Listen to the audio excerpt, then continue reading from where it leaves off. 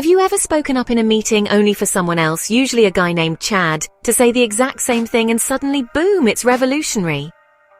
Or worse, someone takes full credit for your hard work while you sit there questioning your life choices. If this has happened to you, congratulations, you're not alone. And guess what? We're about to fix it. Today, I'm giving you a quick masterclass on how to stop being ignored, reclaim your stolen ideas, and professionally, yet powerfully, own the room. And trust me, these aren't fluffy tips like just speak louder, because let's be real, volume isn't the problem. Right, let's dive in. First, why are you not being heard? Gender bias is a big one. Studies show that in mixed gender meetings, men interrupt women 33% more than they interrupt other men. Then, there's social conditioning. Many of us were raised to be polite in conversation. Meanwhile, the Steves of the world are out here playing verbal rugby. And let's not forget the loudest wins phenomenon, where whoever dominates the airspace is automatically seen as the expert. Ever noticed how some people just repeat the same thing louder and suddenly it's a strategic vision? So, now that we know why this happens, let's fix it. First, mark your territory with the verbal trademark trick. Instead of saying we should try social media ads, say I've been thinking about a strategy. Social media ads. I'd love to explore my idea with the team.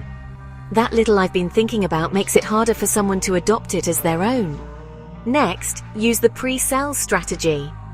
Before a meeting, mention your idea to a few key people so you already have allies in the room.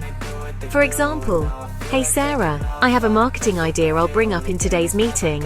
Social media ads. I'd love to hear your thoughts. Now, if someone does try to hijack it, you've already built credibility and people will recognize it as your brainchild. Now, if someone tries to bulldoze over you, use the strategic interruption move. If someone repeats your idea, jump in immediately with a power move like, yes, and building on what I was saying earlier. Boom. You've reclaimed your ground without sounding defensive. But what if Chad the idea snatcher has already struck? Here's how to reclaim what's yours without flipping a table. First, if someone repeats your idea, reclaim it on the spot. For example, oh, I'm so glad you agree with my point, Chad. Let's dive deeper into my suggestion and explore how we can implement it. Next, use the receipt method. Send that idea via email before the meeting.